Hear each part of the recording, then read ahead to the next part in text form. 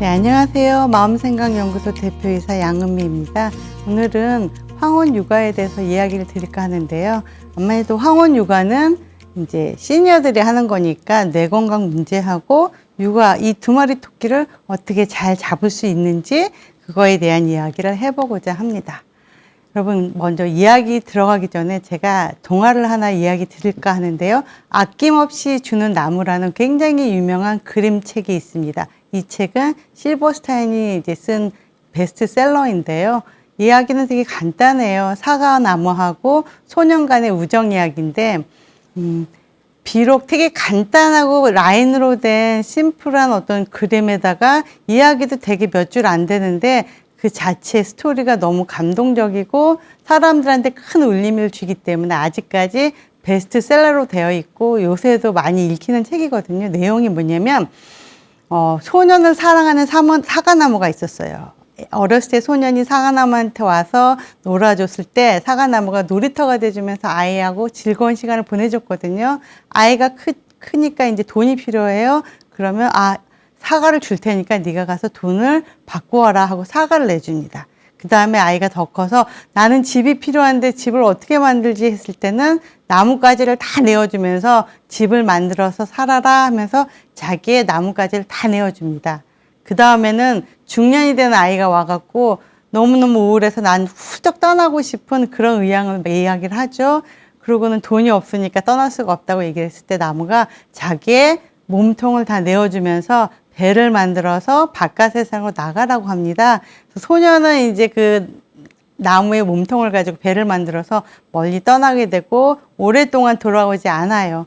나무는 소년의 그 빈자리를 기다리면서 굉장히 그리워하죠. 이 대목에서 무슨 생각이 드세요? 저는 이제 빈둥지 증후군이라는 게 생각나거든요.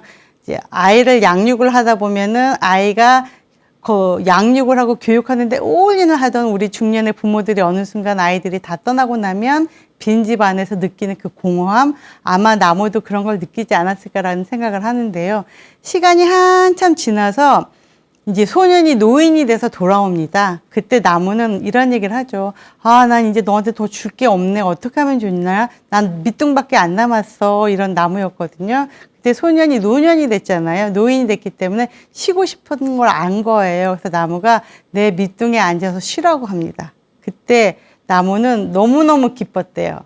내가 아무것도 없는데 그래도 내가 너한테 해줄 게 있었다는 사실에 너무 기뻐한다, 이런 동화인데, 제가 어렸을 때 초등학교 때 이 책을 읽었을 때는 환경 뭐야, 자연은 나한테, 우리 인간들한테 모든 걸 주는데 우리 인간들은 받기만 해, 이런 식으로 환경 보호의 관점에서 이 이야기를 읽고 제가 독후감을 썼던 기억이 나는데, 저도 성인이 돼서 성장해서 아이를 낳고 아이들한테 이 그림책을 다시 읽어주면서 또 다른 느낌을 받게 됐었어요. 내리사랑이구나. 저도 이제 아이를 키우면서 직장도 다녀야 되고 뭐도 해야 되고 굉장히 바쁜 와중에도 제 나름에서 제 최선을 다해서 아이한테 모든 걸 쏟아부었다는 생각을 했거든요. 그러면 이제 부모님에 대한 고마움도 생각이 나면서 이 아낌없이 주는 나무의 이야기의 주제는 내리사랑이다. 저는 이런 생각을 했었습니다. 최근에 들어서 이 책을 다시 한번 읽게 되는 계기가 되었는데요. 언제였냐면 제가 시니어 집단 상담을 많이 합니다. 주로 이제 스트레스 완화에 대한 이야기들, 스트레스를 겪는 어르신들을 대상으로, 시니어를 대상으로 이제 집단 상담을 하는데, 최근에 이제 황혼 육아 스트레스에 대한 것을 주제로 집단 상담을 하면서 제가 정말로 많은 아낌없이 주는 나무를 봤습니다.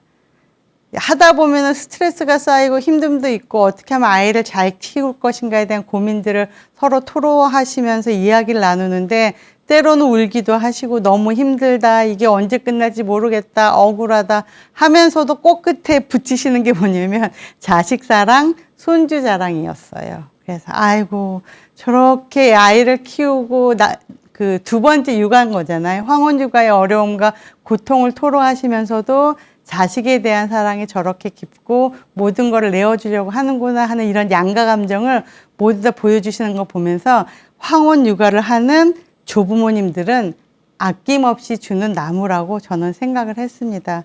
그런데 제가 그 말씀은 드렸어요. 아낌없이 주더라도 밑둥까지는 주지 말자. 그런 얘기를 드렸는데 왜 그런 얘기를 했는지에 대해서 한번 오늘 저랑 같이 이야기를 제가 이야기하는 걸 들으면서 생각해 보시면 좋을 것 같아요. 자, 먼저 이야기를 들어가기 전에 우리나라 황혼육아 하는데 그 실태가 어떤지에 대한 이야기를 좀 통계에 입각해서 말씀을 드릴게요. 이 통계는 2020년 황혼육아 실태 조사에 대한 결과인데요. 이제 한국 리서치가 조사를 한 거고요. 보면은 이 황혼 육아를 하는 분들은 하루에 주 3회 이상 그리고 하루에 7시간 정도 육아를 한다는 통계가 있습니다. 뭐 정확히는 뭐 6.8시간으로 나왔다고 하는데 약 7시간 정도 육아를 한다는데요. 젊은 사람들도 사실 주 3일 7시간을 갖다가 육아를 하는 게 굉장히 어려운 일입니다. 그래서 아이들을 갖다 이제 데이케어 센터에 보내기도 하고 이런 일들을 하는 건데 하물며 이제 50대 후반부터 제가 알기로는 50대 후반부터 70대까지 계신 걸로 봤는데 그 시니어들이 몸도 체력도 떨어지고 그리고 마음도 되게 좀 우울하시기도 하고 힘드시고 마음이 부치실 텐데 그렇게 긴 고된 노동을 한다는 것 자체가 굉장히 어려운 일이고 웬만한 사랑이라든지 어떤 희생정신이 그 밑바탕에 깔려있지 않는 한 하기 어려운 일이라는 생각을 했습니다. 그리고 또 다른 통계를 보면은 이 시니어들이 처음에 황혼 육아를 하게 되는 계기를 이렇게 따져봤더니 무려 72%가 비자발적으로 하셨다는 거예요. 저는 이게 너무나 공감이 돼요. 왜냐면 이제까지 젊은 시절 아이를 키웠습니다. 첫 번째 내 자식을 육아를 했어요. 사실 육아라는 게 엄청나게 힘든 일이지 않습니까? 그거를 이제 다 마무리를 하고 또 빈 둥지 증후군을 느끼면서 허무감, 좀 약간 인생의 그런 공허함을 느끼고 그걸 극복해서 나 이제 잘 살아야지, 내 인생을 살아야지 하는 시점에 갑자기 또다시 나에게 육아라는 일이 이렇게 부탁이 들어왔다 그러면 내가 해줄게! 라고 이렇게 선뜻 자발적으로 할 수 있을까요? 아마 그렇게 많지 않을 거라는 전 생각을 했는데 통계상으로도 실질적으로 72%나 비자발적으로 시작을 하셨다는 거예요. 그래서 왜 하셨냐고 제가 이제 물어보면은 대부분 손주는 되게 예뻐요. 손주는 예쁘죠. 안 예쁜 손주가 어디 있습니까? 손주는 너무 이쁘지만 손주가 이뻐서 한다기보다는 사실 금쪽 같은 내 새끼를 위해서 한다는 얘기를 많이 하세요. 그러니까 내 아이가 경제적으로 좀 보탬이 됐으면 좋겠고 내 아이의 그런 어떤 직업적인 성공을 바라는 부모들이 있잖아요. 특히 이제 딸을 둔 부모, 똑똑한 딸을 둔 부모 같은 경우 이 아이가 계속 일을 해야지 자기 커리어를 쌓아서 성공을 할 텐데 이 육아 때문에 경력 단절 여성이 되는 걸 원치 않는 부모들이 사실 굉장히 많거든요. 그런 분들이 할 수 없이 내 자식을 위해서 황혼 육아를 할 수밖에 없다고 하고 결정을 내리고 비자발적으로 이제 정말 상황이 그래서 이제 시작을 하게 됐다는 얘기를 하는데요. 주로 이제 대부분 1년 이상을 다 하시고 있고 그 이상을 하시기도 합니다. 그리고 지금은 아이를 한두 명밖에 낳지 않기 때문에 대부분 황혼 육아를 하시는 분들이 아이를 키우는 그러니까 몇 명을 키우는가를 조사해 보면 이제 1명 이상이라는 게 제일 많을 수밖에 없죠. 그리고 그 다음에 이제 약간 이제 2명까지 넘어가는데 이런 얘기를 하세요. 언제 끝날지 모르겠다는 생각이 든다. 첫 번째를 했는데 또 두 번째를 데리고 오면 정말 난감하죠. 안 해줄 수도 없고 그렇게 하다 보면 1년이 2년 되고 2년이 3년 되고 끊임없이 시간을 흘러가는데 내 몸은 점점 약해지는데 언제 끝날지 모르겠다는 말씀을 하시면서 되게 힘들어 하시는 그 시니어들을 많이 만나 뵙고 있습니다. 그래서 우리나라의 황혼 육아는 생각보다 굉장히 비중이 많고 또 하나는 저는 황혼 육아를 하면 보수를 받아야 된다고 말씀을 드리거든요. 근데 무보수로 하시는 시니어들이 굉장히 많다는 이야기를 들었습니다. 그러면 황혼 육아 하면은 빛과 그림자가 있습니다. 빛이 있으면 당연히 그림자가 있고 빛이 밝으면 그림자는 진하죠. 아마 그런 게 딱 여기에 어울리지 않을까 싶어서 제가 황혼 육아의 빛과 그림자라는 이야기로 조금 준비를 해봤는데 황혼 육아의 빛, 장점, 나한테 도움이 되고 하는 건 어떤 긍정적인 효과가 있는가를 살펴보면 일단은 이제 자식하고 손주의 입장에서 보면은 아주 든든한 아이의 정서적인 지원군이 된다는 거죠. 암만 해도 나의 아이고 나의 핏줄이다 보면 하나라도 더 정서적으로 마음적으로 신경을 쓸 수밖에 없기 때문에 아이 입장이나 자식의 입장에서 보면 너무너무 다른 사람의 손에 맡기는 것보다는 나의 부모님이 돌봐주시는 게 좋고 마음이 편한 거죠. 그리고 아이의 정서 발전에도 더 도움이 되지 않을까 하는 기대감이 크다는 거예요. 그래서 자식들이 마음 편하게 이제 사회 활동을 직업 전선에 나가서 활동들을 할 수 있다는 그런 장점이 있지요. 그리고 또 하나는 이제 부모님 입장에서, 그럼 조부모님 입장에서 보면 어떤 거냐면, 아이고, 내가 그래도 자식한테 도움이 되고 보람된 어떤 가치 있는 일을 하는 사람이구나 하는 그런 보람을 느낀다고 합니다. 아낌없는 나무죠. 하물며 다 주고 싶어갖고 남은 밑둥까지 내어주는 그런 아낌없는 나무가 이런 분들이 아니실까. 분명히 힘들고 내가 내어주고 희생되는 부분이 많음에도 불구하고 거기서 본인이 스스로 보람을 느끼는 그런 모습을 보이는 거, 이런 게 또 어떤 빛이 될 수도 있고요. 또 하나는 뭐냐면 이제 손자들과 유대감을 쌓는 겁니다. 어렸을 때는 한 세대가 전부 모여서 살았잖아요. 그래서 손주를 할머니가 자연스럽게 봐주시기도 하고 이런 유대감, 손주랑 유대감을 쌓는 시간이 자연스럽게 많아질 수밖에 없는데 우리가 이제 사회가 변하면서 핵가족화되고 부모님과 살지 않고 개별된 가정으로 살다 보니까 이 손주와 이 조부모가 만날 수 있는 시간이 명절이라든지 뭐 특별한 날 아니고서야 그렇게 공유할 만한 시간이 없는데 이 황혼 육아를 하다 보면 자연스럽게 손주를 만날 수 있는 시간이 굉장히 많아지고 손주를 케어하면서 많은 이야기라든지 일상에서 부딪히면서 정서적인 유대감을 갖다 키울 수 있다는 거죠. 이런 면에서 보면은 굉장히 좋은 빛과 같은 장점이 될 수가 있어요. 그리고 놀라운 일인데 이건 통계에서 나온 건데 저는 사실 이 통계 문항을 보고 깜짝 놀랐거든요. 어르신들이, 그러니까 시니어들이요. 황혼 육아를 하시는 그 시니어들이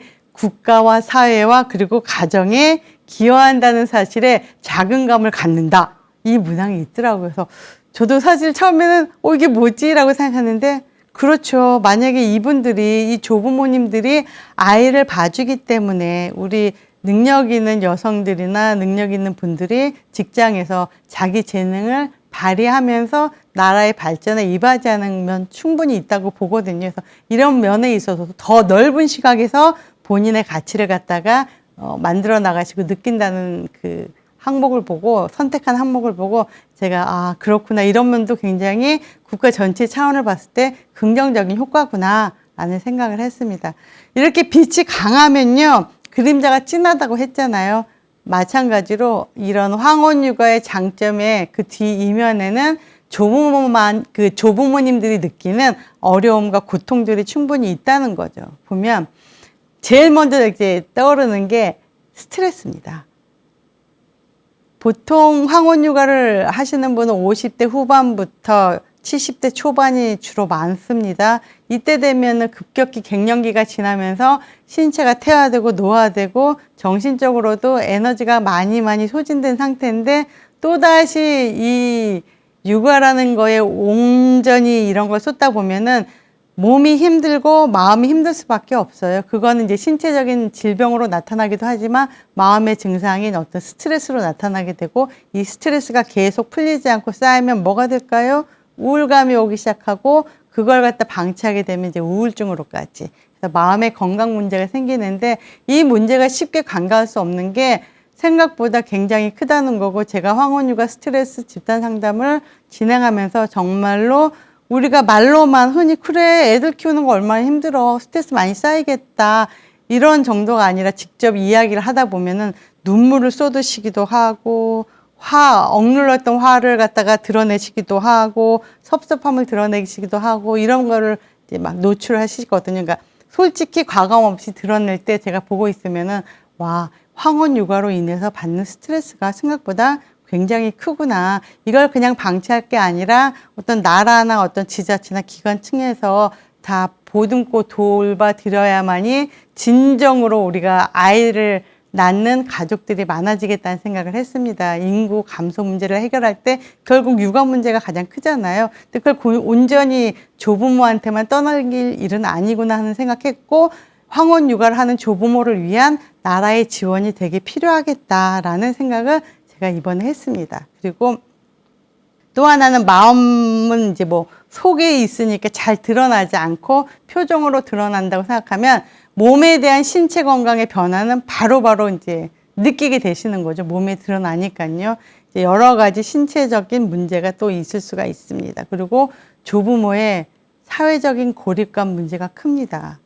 제가 그 중에서 이제 제가 그 황혼육아 스트레스 집단 상담을 하거나 뭐 여러 가지 시니어 집단 상담을 할 때는 개나마 이제 그 어떤 지자체나 단체에서 검사를 해서 이제 체크된 사람들이 모여서 이제 함께 이제 상담을 하는 일들을 하는 건데, 그렇게 해서 선정돼서 오시고 스스로 노력하시는 분은 다행이지만 그렇지 않고 집에서 그냥 혼자 계시는 시니어들이 있으시거든요. 본인은 분명히 스스로 마음 건강이 되게 부침이 있고 힘듦이 있음을 알지만은 그거에 대한 도움을 받을 수 있는 방법에 대해서 잘 모르시기도 하고 귀찮아서 안 하시기도 하고, 아유 시간 지나면 해결되겠지 뭐 언젠가 이게 끝날 거야 라면서 그냥 시간이 해결해 줄 거라는 기대감만 갖고 이렇게 그냥 흘려보내시는 분들이 있는데요. 이런 분들은 이제 한 번쯤은 생각해 보셔야 되는 것이, 우울감이나 이런 스트레스 완화한다는 게 시간이 지난다고 해결되지는 않습니다. 적극적으로 내가 노력을 하거나 다른 사람들의 도움을 받아서 해결해야 되는 부분이거든요. 그래서 특히 이 사회적 고립감을 느끼시는 분들은 아이를 돌보다 보면 어디 있어요? 주로 실내에 있는 경우가 많습니다. 기껏해야 놀이터에 나가서 아이를 풀어놓고 본인이 이제 신체적인 활동에 에너지가 없기 때문에 아이의 그 에너지를 따라잡을 수가 없어요. 그래서 야외에 나가서 풀어놓게 되면 같이 뛰어야 되는데 그게 어렵잖아요. 사실상 현실적으로. 그러다 보니까 자연스럽게 실내에서 육아를 하는 시간이 많아지게 되고, 그러면 밖에 나가서 다른 또래의 사람들을 만나기보다는 집안에서 이제 아이와 같이 있는다든지 아니면 혼자 있는 경우가 많아요. 이래서 나의 여가 생활이라든지 어떤 친구 관계, 이런 대인 교류에 어려움이 생긴다는 거죠. 관계의 단절이 일어나기도 하고요. 이런 걸로 인해서 사회적인 고립감을 크게 느끼고 있다는 것이 그림자로 또 나타나고 있습니다. 또 하나는 마지막, 제가 이제 자식 간의 갈등인데요. 부모님이 분명히 나의 아이를 키워주기 때문에 너무너무 감사하고 고마운 일이긴 하는데요. 사사건건 간섭을 받는다는 느낌이 들기도 하고 잔소리를 한다는 느낌이 들어서 이제 갈등을 하게 되는 경우가 많습니다. 그래서 그때도 이제 같이 이야기를 하다 보면은, 부모님은 이제 당신께서 처음에 육아를 했을 때 경험에 입각해서 이런 게 좋더라 해서 밀고 나가시는데, 또 신세대 부모는 또 많은 육아책이라든지 뭐 정신건강책이라든지 아이를 키우는 법이라든지 다양한 정보를 통해서 이러한 교육 방법하고 이러한 양육 방법이 좋다고 생각해서 우긴단 말이에요. 우긴다는 것보다 그거를 하려고 주장을 하는 거죠. 요 신구간의 양육법의 차이 때문에 갈등을 많이 일으키기도 하고, 이제 사실 딸 같은 경우와 며느리 같은 경우 입장이 다르잖아요. 딸은 엄마한테 신경질을 내거나 아니면 그 조부모도 화를 내고 서로 싸우고 갈등이 해소되는 부분들이 있지만, 며느리는 그렇지 못하잖아요. 그래서 또 갈등의 골이 깊어지기도 하고 서로 간의 오해들이 많이 생기기도 합니다. 그래서 자식과의 갈등도 이게 엄청난 그림자가 아닌가 싶어요. 그러니까 내가 아이와 유대감이 커지고 내가 최대한 아이를 갖다 육아를 해주고 막 이런 것에서 빚이 막 커지면 이러한 갈등 부분이라든지 말 못하는 스트레스라든지 이런 것들이 점점 더 진하게 커진다는 거예요. 그래서 이렇게 황혼육아는 장점도 있지만 이렇게 단점도 있습니다. 그래서 황혼육아의 빛과 그림자를 모두 다 잘 이해하시고 머릿속에 담아두시면 좋겠습니다. 자, 그러면 황혼육아를 하시는 조 부모님들이 잡아야 되는 두 마리 토끼는 딱 건강과 육아입니다. 그렇죠?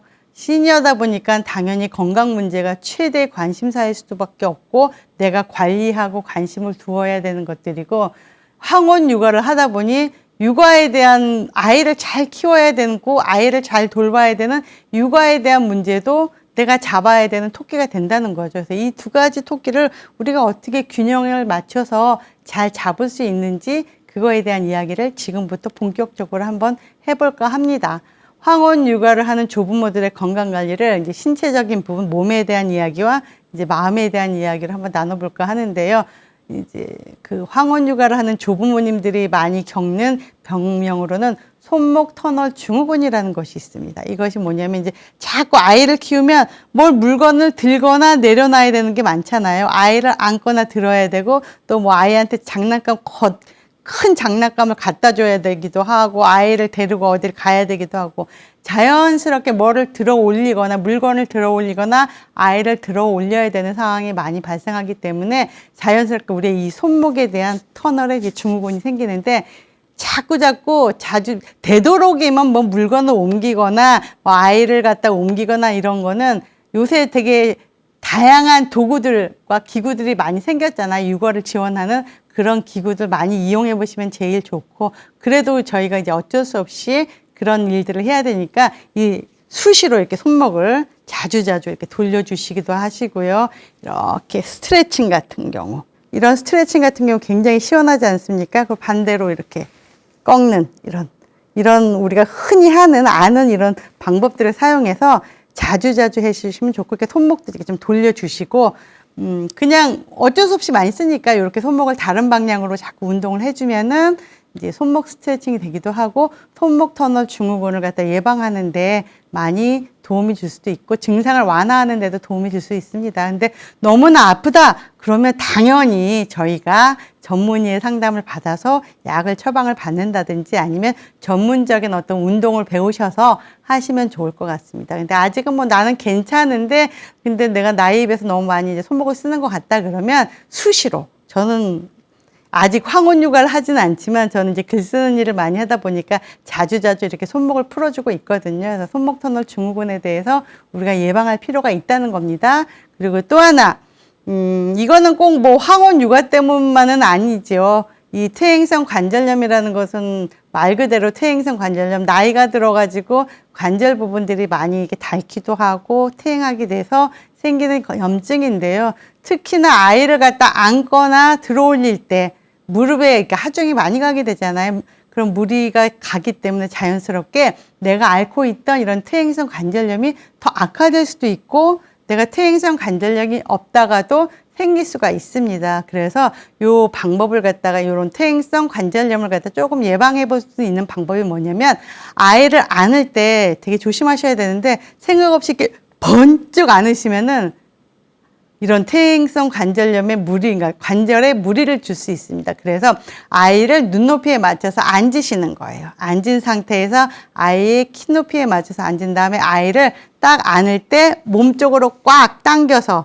가슴에 바짝 붙여서 그 다음에 이제 일어서시면 이제 무릎에 좀 무리가 덜 가고 퇴행성 관절염을 좀 예방해 볼 수도 있는 부분들이 있고, 또 하나 가장 중요한 거는 되도록이면 이쁘지만 앉지 않는 것이 더 좋습니다. 어쩔 수 없이 안아야 되는 상황은 아이의 키 높이에 맞춰서 몸을 낮춘 다음에 아이를 가슴에 바짝 당겨서 안으시고 꽉 안은 다음에 일어나시는 거, 힘 바짝 주시면서 조심스럽게 일어나시는 거 조심하셔야 되고, 또 하나는 이제 아이를 안는 것을 30분 이상 아이를 업거나 앉지 마세요.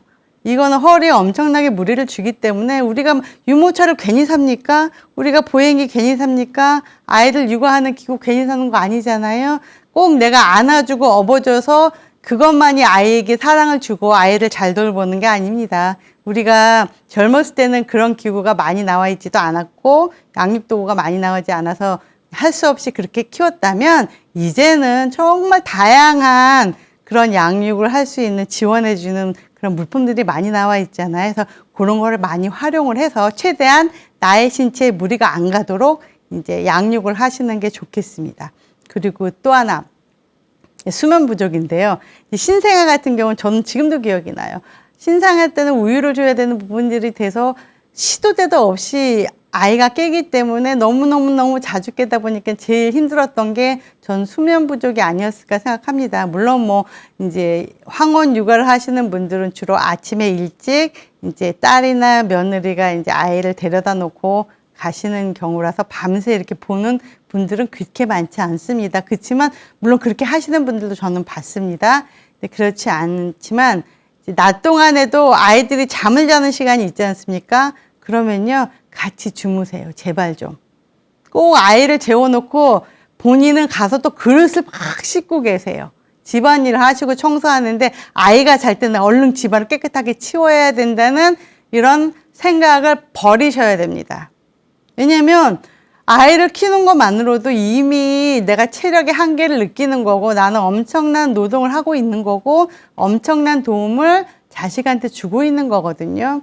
청소만이라도 그런 거는 그냥 자식이 와서 하라고 남겨두십시오. 물론 뭐 자식들도 직장 생활을 하다 보니 얼마나 힘들겠습니까? 충분히 이해는 하지만 자식은 그래도 젊습니다. 아직 체력이 됩니다. 그리고 그 어려운 육아를 부모님들이 해주시잖아요.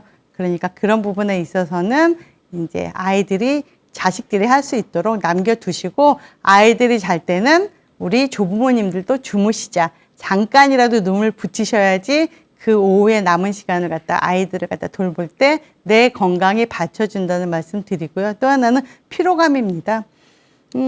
엄청나게 필요하시죠. 예전에 우리가 20, 30대 육아하던 그 체력이 아니잖아요. 60, 70대에서 지금 이미 한참 노년기라고 말할 수 있는 그 시기에 하는 거니까 피로감을 느낄 수밖에 없고 이런 피로가 누적이 된다면 건강을 해치는 건 당연한 일이잖아요. 그래서 최대한 내가 해줄 수 있는 부분까지만 해주세요. 그 이상은 자식들의 몫이라고 내가 본인, 조부모님들이 마음을 단단히 잡고 계셔야 됩니다. 그리고 이제 마음적인 건강으로 넘어가면 아까 말씀드린 것처럼 스트레스 문제가 큽니다. 그리고 스트레스를 방치하면은 그게 쌓이고 쌓여서 노년기의 우울증으로 넘어간다는 말씀 드렸지요. 그리고 노년기의 우울증이 뭐에 위험하냐면 인지 건강에 또 치명적이에요. 뇌 건강에 이제 영향을 줄 수 있기 때문에 노인성 우울증은 치료하시는 게 맞는 거고 여러분들 이런 얘기 제가 종종 듣거든요. 우울증은요 그냥 마음의 감기예요 라고 말씀을 하시는 분들이 있는데 저는 그렇지 않다고 생각합니다. 마음의 감기가 아니라 감기면 뭐 지나가지요. 그렇게 고통도 크지 않고 약 먹고 며칠 나으면 되는데 이 우울증이라는 거는 왜 치료를 해야 되냐면 독감이에요. 독감. 독감으로는 우리가 죽을 수도 있지 않습니까? 감기와는 다른 양상이에요. 비슷한 듯 다른 게 독감인데 마음의 독감이라고 보시면 됩니다. 우울증을 치료하지 않고 그냥 두시면은 뇌 건강을 해치는 것도 해치는 거지만은 나쁘게 해가 되기도 하지만 또 다른 생각들을 또 하실 수 있어요. 또 어떤 위기감을 느끼실 수도 있고 또 위기 행동을 하실 수도 있기 때문에 노인성 우울증은 꼭 치료하시는 게 맞습니다. 그리고 이 우울증으로 인해서 치매로도 증상이 옮겨갈 수도 있고 또 다른 다양한 질병들을 악화시켜서 치매로 넘어갈 수 있기 때문에 이 시니어한테 이 우울증이라는 것은 꼭 고쳐야 되는 어떤 독감이라고 생각하시고 아이를 키우면서 우리가 쉽게 결릴 수 있는 우울증 시간 되실 때 꼭 전문가의 상담을 받아서 고칠 수 있도록 노력을 하시면 좋겠습니다. 그 다음에 황혼 육아 계획을 잘 세우자는 건데요. 이제 대부분 이제 황혼 육아 스트레스 집단 상담을 들어가면 이미 황혼 육아를 하시는 분들이지만 제가 황혼 육아를 아직 시작하지 않고 계획을 갖고 계신 분들에 대해서 이제 말씀을 드립니다. 황혼 육아는요, 처음에는 이제 비자발적으로 하고 좋은 마음에서 합니다. 그리고 할 수 있을 거야. 뭐 그렇게 어렵겠어. 내가 아이도 벌써 몇 명을 키워봤는데 뭐 하나쯤이야. 뭐 그냥 하겠지. 그리고 나 아직까지는 체력이 좋아. 난 아직까지는 굉장히 건강해. 라고 이제 생각하시는 조부모님들이 이제 시작을 많이 하시게 되는데 그때 다 좋습니다. 자식을 위한 거고 또 나라를 위한 거기도 하고 굉장히 훌륭하고 보람되고 어찌 보면 사회 차원에서 볼 때 자원봉사의식도 하거든요. 근데 시작할 때 계획을 잘 세우라는 말씀을 드립니다.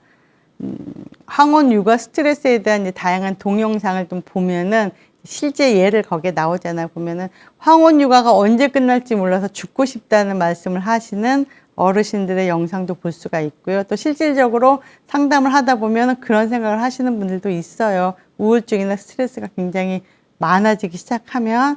그렇기 때문에 처음부터 이게 언제 끝날지를 명확하게 하시라는 겁니다.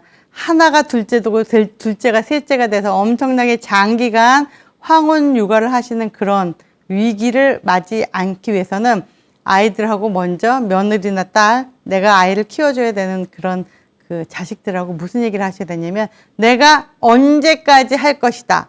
그리고 내가 할 일과 그다음에 너희들이 할 일, 즉 부모가 할 일과 조부모가 할 일이 무엇인지를 갖다 또 명확하게 나눌 필요가 있습니다. 이게 무슨 말씀이냐면 부모는 조부모는 생각해 보면요.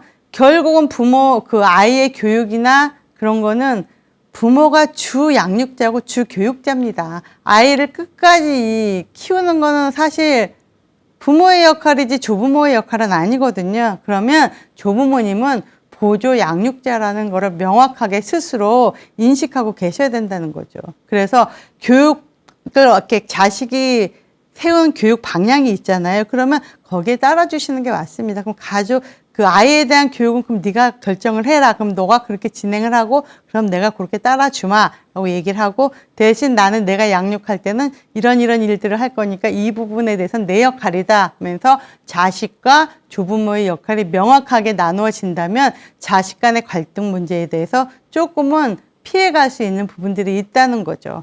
그래서 미리 그런 부분에 대해서 명확하게 뭐 문서화를 하셔도 괜찮고 구두로 이제 약속을 하셔도 괜찮은데 일단은 그런 거에 대한 계획을 잘 세우고 좀 더 구체적으로 계획을 세우실 필요가 있어요. 내가 양육할 시간을 결정하는 거죠. 내가 오전 중에만 봐주겠다 아니면 오후에만 봐주겠다. 평일날에는 무슨 요일에만 봐주겠다. 나머지는 너희가 하는 거다.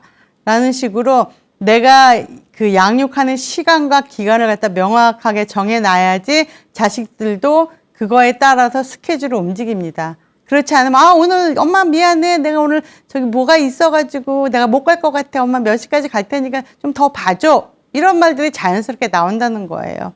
보시면 양육도 노동이고 어찌 보면 직업일 수 있는 거거든요. 그러니까 명확하게 일과를 잘 정해서 자식들도 그 약속을 지켜주시고 조부모도 그 약속을 지켜주면 자식 간의 갈등은 완화될 수 있습니다. 그리고 조심하게 되고 명확한 스케줄이 있어서 스케줄로 움직여야지 이 황혼 육아의 스트레스를 좀 완화하면서 진행할 수 있다는 거 말씀을 드리고요. 또 하나는 뭐냐면 이건 굉장히 민감한 얘기일 수도 있는데 자식이 경제적으로 어려워서 내가 이 아이를 봐주는 건데 내가 이 아이의 양육을 해주는 비용을 받아야 되는가 고민하시는 이제 조부모들이 많으신데요. 받으십시오. 작은 돈이라도 받아야지 이게 그냥 무보수로 한다면 나중에는 섭섭함이라든지 뭐 억울함이라든지 아니면 이제 오해 같은 것들이 많이 생길 수 있고 이제 이것도 내 일이다 생각하고 하면 조금 마음이 편하시거든요. 그리고 또 내가 내 시간을 갖다 사용해서 양육을 하는 거잖아요. 그래서 자식들하고도 얘기를 할 때 처음부터 내가 얼마의 양육비는 받도록 하겠다. 뭐 그걸 모아서 내가 나중에 다른 거에 쓰더라도 자식들을 위해서 쓰더라도 그렇게 양육비를 정해서 받는 것도 양육을 시작하기 전에 미리 이야기를 해놓고 계획안 안에 포함을 시켜야 되는 겁니다. 그리고 두 번째 굉장히 중요한 얘기인데요. 조부모와 부모님의 교육과는 일치해야 됩니다. 예를 들면 아이들한테 있어서 할머니는 이렇게 하라고 그랬는데 엄마는 이렇게 하라고 그러네. 그럼 어떤 게 맞는 거지? 아이는 머릿속에 엄청난 혼란이 옵니다. 정신적으로도 굉장히 혼란이 올 수 있기 때문에 교육은 일관성 있게 진행돼야 되는 게 맞기 때문에 아까 처음에도 제가 말씀을 드렸지만 부모와 조부모의 역할을 명확하게 분담을 하고 나누란 이유도 이런 이유였어요. 교육의 일관성을 갖다 유지하고 진행을 해야지 아이가 건강하게 자랄 수 있고 바르게 자랄 수 있기 때문에 이 부분에 대해서 얘기를 했던 겁니다. 그래서 만약에 교육에 대해서 자식의 방식을 따르겠다 그러면 조부모님은 흔쾌히 따르셔야 되는 거고 그 부분에 대해서도 포기할 부분과 이제 양보하거나 받아낼 부분, 수용할 부분들을 잘 정해서 계획을 하셔야 되고요. 갈등의 소지가 있는 것들 집안마다 다 다르잖아요. 그렇죠? 그런 부분이 있다면 잘 파악을 해서 사전에 미리 정해놓고 황혼 육아를 시작하시는 것이 좋습니다. 그리고 중요한 거 예전에 지금 이제 저희 5060대는 아니지만 예전에는 사실 자식이 보험이었습니다. 우리 자식이 성공해서 돈을 많이 벌면 이제 부모님들 모시고 이제 부모님을 돌봐드리고 끝까지 모시는 게 이제 어떤 문화였는데 사회가 변하고 급변하면서 50대만 해도 사실 부모님을 지원하거나 내가 돈을 벌어서 부모님을 지원하거나 돌봐드릴 수 있는 여력이 있는 가정들이 많지 않습니다. 그리고 문화 자체가 변했기 때문에 내가 만약에 황혼 육아를 하면서 내 건강까지 내어주잖아요. 그러면 말년에 자식들이 내가 누웠을 때 내가 황혼육아에서 그 아이를 돌봐준 것만큼 나를 돌봐주지 않습니다. 그거 자체를 기대하시면 안 됩니다. 지금은 세상이 그렇게 돌아가고 있기 때문에 그 부분, 옛날에는 자식이 보험일지 모르지만 지금은 절대 그렇지 않다는 거 말씀을 드리고요. 건강이라는 건요, 60대, 70대에 잘 관리를 해놔야지 8, 90대에 우리가 잘 살 수 있는 거예요. 근데 60대, 50대 후반, 60대, 70대 때 황혼 육아하느라고 제 건강을 갖다 다 쏟아 부었어요. 그래서 뭐 퇴행성 관절염에 온갖 병이 다 걸려가지고 이제 80대를 맞이하게 됩니다. 그러면 다른 친구들보다 더 어려운 상황에 겪게 되는데 그 상황에 부딪혔다고 그래서 자식이 우리 부모가 내 아이들을 잘 키워줬으니까 난 다른 사람보다 더 효도를 해야 돼. 이런 생각을 갖는 사람들은 많지 않을 거랍니다. 아닐 거라는 이야기인 겁니다. 그러니까 그 시점이 됐을 때 부모님 돌봄을 해야 되는 시점에 그 자식이 이르렀을 때는 여전히 이 자식들은 아이들에 대한 교육이라든지 아이들에 대한 나머지 인생에 대해서 조력을 해야 되는 부분들이 남기 때문에 예전처럼 그렇게 부모님한테 온전히 효도를 하거나 우리 옛날 그 어떤 문헌에 나오는 말처럼 우리가 할 수가 없다는 거예요. 세상 자체가 그렇게 변했기 때문에 내 건강은 누가 지킨다고요? 본인이 지키셔야 되는 겁니다. 그래서 아낌없는 나무가 되는 건 굉장히 좋은데 그 밑둥까지 내어주지는 말자라는 말씀 꼭 드리고 싶습니다. 자, 그러면 어떤 아이로 키우고 싶은가? 대부분 다들 똑똑한 아이, 뭐 의사 키우고 싶어요, 아나운서, 그 본인 자식한테 가졌던 꿈을 또 손주한테 말씀을 하시거든요. 근데요, 성공하는 아이로 키우고 싶다는 말씀이 되게 많았습니다. 그래서 그러면 미래에는 어떤 아이가 성공하는 아이일까요? 사실 저도 10년 후에 어떤 직업이 성공한 직업이라고 딱 이겁니다 말씀을 못 드려요. 왜냐하면 AI라든지 빅데이터라든지 어떤 4차 산업이 물밀듯이 오면서 직업군에 굉장히 큰 변화와 혁신이 일어나고 있습니다. 지금 엄청나게 좋은 직업이라고 말하는 것이 사라질 수도 있는 것이고, 미래의 직업을 예측한다는 것은 교육자들도 엄청나게 힘든 일이거든요. 근데 공통적인 건 있어요. 시대의 변화에 잘 적응하고 그 원하는 것이 무엇인지 빨리 파악해서 거기에 맞춰서 나를 갖다 개발할 수 있는 사람들이 성공을 할 수 있거든요. 그러면 그렇게 할 수 있는 능력을 갖다가 어렸을 때 키워주는 것이 중요하지 않겠습니까? 제가 몇 가지를 뽑아봤는데, 일단은 공감을 잘해야 됩니다. AI 컴퓨터들이 우리 사람을 따라갈 수 없는 거는 공감하고 감정을 다루는 부분들이 굉장히 아직까지는 어려울 거라고 보고, 향후 가까운 미래에도 어려울 거라 생각합니다. 그래서 공감을 잘하는 아이를 키우셔야 되고, 의사소통을 잘하는 아이, 나의 의견을 명확하게 전달하고 다른 사람의 말을 있는 그대로 잘 들을 수 있는 그런 의사소통을 잘할 수 있는 사람으로 키우셔야 되고요. 또 하나 중요한 거, 늘 많이 말하죠. 창의력이 있는 사람으로 키워야 됩니다. 그래서 변하는 상황에 맞게 나의 어떤 새로운 일을 창출하거나 적응할 수 있도록 변화에 이제 적합한 사람으로 키울 수 있거든요. 그래서 그중 하나가 창의력이 있는 사람으로 키우는 거고요.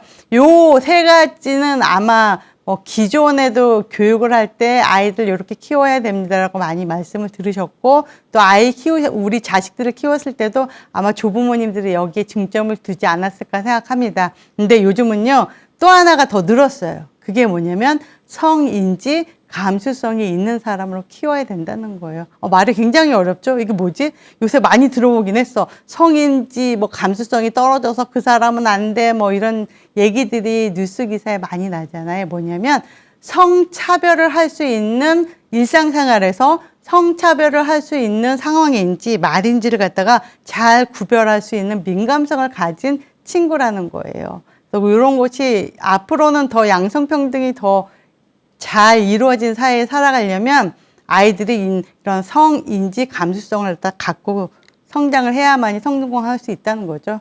그리고 이제 두뇌 건강과 그런 황혼 육아를 동시에 잡을 수 있는 거는 이제 색종이 놀이입니다. 나이별로 이 색종이 놀이라는 건 복지관에서도 많이 프로그램이 진행되어 있기도 하고, 영유아들 이제 수업으로도 많이 있는데, 색종이 놀이를 같은 걸 같이 하다 보면요, 치매 예방에 굉장히 도움이 되고, 아이들 입장에서는 뭐 정서라든지 두뇌 건강 개발, 두뇌 인지 개발에 굉장히 도움이 돼서 이런 노래 같이 해주시면 좋고, 이제 아주 어려서 종이 접기가 어렵다. 그러면 색종이를 막 꾸기게 하는 거예요. 공처럼 만들면. 뭘 꾸기다 보면 애들도 스트레스가 풀리거든요. 그걸 갖다 이제 뭐 쓰레기통을 만들어 놓고 톡톡 던져서 뭐 색종이, 뭐 종이공, 뭐 농구놀이라든지 집에서 할 수 있는 다양한 놀이로 활용해 볼 수도 있고, 책 읽기가 굉장히 좋습니다.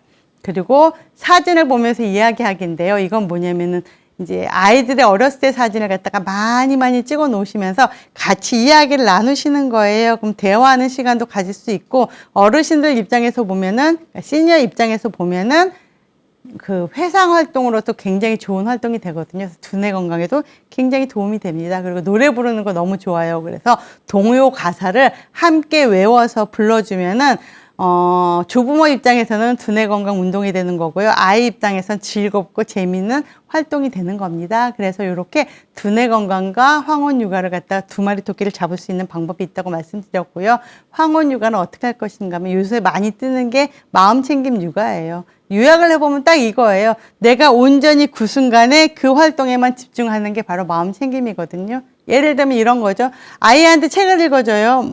제가 지금 기억나는 책이 아기 돼지 삼형제를 한번 예를 들어볼게요.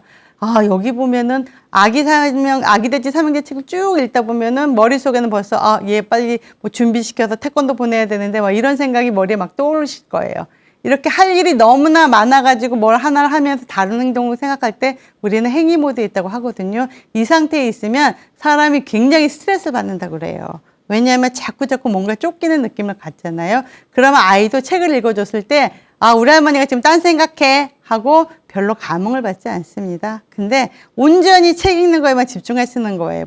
어머, 야, 벽돌집은 튼튼하겠다. 볏집이 좋아. 뭐 벽돌집이 좋을까? 어떻게 다르지? 하면서 이야기를 하면서 아이한테 온전히 그 순간 그 뒷일은 해가 안 하고 그 책 읽기만을 집중한다면 아이는 할머니가 나한테 집중하고 있어. 나는 사랑받고 있어. 라는 생각을 하게 된다는 것이지요. 그래서 스트레스 안 받고 하나라도 똘똘하게 잘하는 방법은 이렇게 한 번에 그 순간 그 일만 한다는 거예요. 아이 밥을 먹이면 아이가 밥 먹는 거에만 집중을 하시고 그 다음에 일은 그 다음에 생각하시면 됩니다. 할 일이 많은데 어떡해요?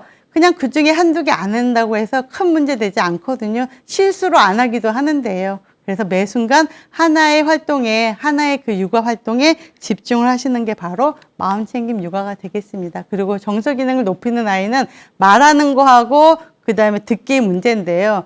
어른이 하는 걸 보고 아이들이 그대로 잘하거든요. 잘 듣기 방법은 아이랑 얘기할 때 눈을 마주치고 이야기를 하시고 부드러운 미소를 지으면서 이야기를 하시고, 아이가 이야기할 때는 내가 너 얘기를 잘 듣고 있다는 걸 얘기하기 위해서 이렇게 맞장구도 쳐주시고 하면 아이들이 경청하는 법을 할머니로부터 배우게 됩니다. 그리고 잘 말하기인데요. 말하기는 야, 너 때문에 할머니가 기분 나빠. 이 때문이라는 말을 갖다 딱 생략하고 할머니는 기분 나빠 하면은 아이랑 대화가 벌써 된다는 거예요. 할머니가 나 때문에 기분 나쁘다는데 내가 더 이야기 들을 일이 있겠습니까? 그래서 어떤 이야기를 할 때는 뭐 때문에 너 원인을 먼저 말하지 말고 나는 이래, 나는 기분이 나빠. 할머니 너무 힘들어. 왜냐하면은 네가 이렇게 해줬으면 참 좋겠는데 안 그러고 있네 라고 얘기하면 대화가 된다는 거죠. 이게 아이 메시지 방법인데 이러한 말하기 방법을 아이들이 배울 수 있다는 거예요. 그리고 아기의 중심성에 대해서 이해하실 필요가 있어요. 쟤 왜 쟤만 알아? 너무 이기적이야? 이렇게 말하시면 안 돼요. 아이들 그 나이 또래는 자기를 중심으로 먼저 생각하고 그 다음에 다른 사람을 발달하면서 생각할 수 있는 인간의 발달 과정의 하나이기 때문에 그 부분도 이해하시면 좋고요. 강압적인 교육은 도움이 하나도 안 해요. 나 이렇게 해서 이렇게 했어야지 하고 할머니는 훈계를 하셨지만 아이는 할머니가 화냈다고 생각하는 거죠. 그래서 딸이 돌아와서 엄마, 할머니가 나한테 엄청나게 화냈어라고 하지 뭐를 훈계했어라는 얘기는 기억하지 못합니다. 그래서 강압적인 교육은 전혀 도움이 안 된다. 그래서 성인지 감수성에 대해서 이제 해줄 때 우리가 흔히 이런 얘기는 하지 않는지 한번 살펴보겠습니다.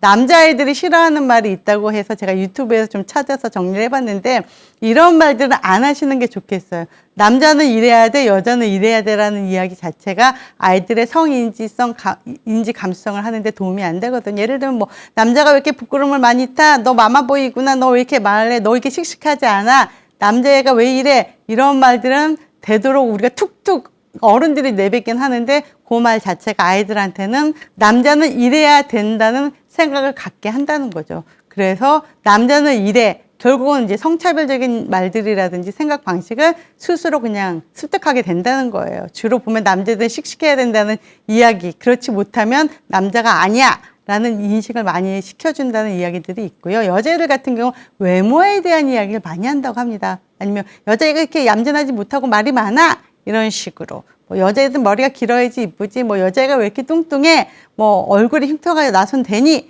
이런 식으로 여자아이들한테는 외모라든지 어떤 행동 태도에 대한 문제를 많이 이야기를 한다고 합니다. 그래서 여자애들은 이렇게 해야 돼, 저렇게 해야 되는 말을 혹시나 아이들을 키우면서 내가 하고 있진 않은지 한번 잘 살펴보십시오. 우리는 여자, 남자를 키우는 게 아니라 사람을 키우는 거거든요. 그래서 우리가 그럼 어떤 사람으로 키워야 될까? 남자애들은요, 뭐 상남자, 그거 옛날 얘기입니다.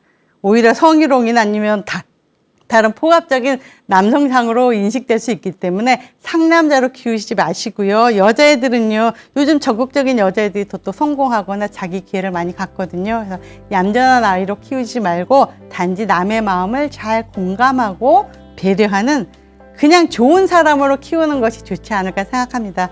이상으로 이제 황혼 육아를 통해서 어떻게 인지 건강하고 아이를 잘 키우는지에 대한 방법들에 대해서 이야기를 나눠드렸습니다. 네, 오늘은 이것으로 마무리하겠습니다. 감사합니다.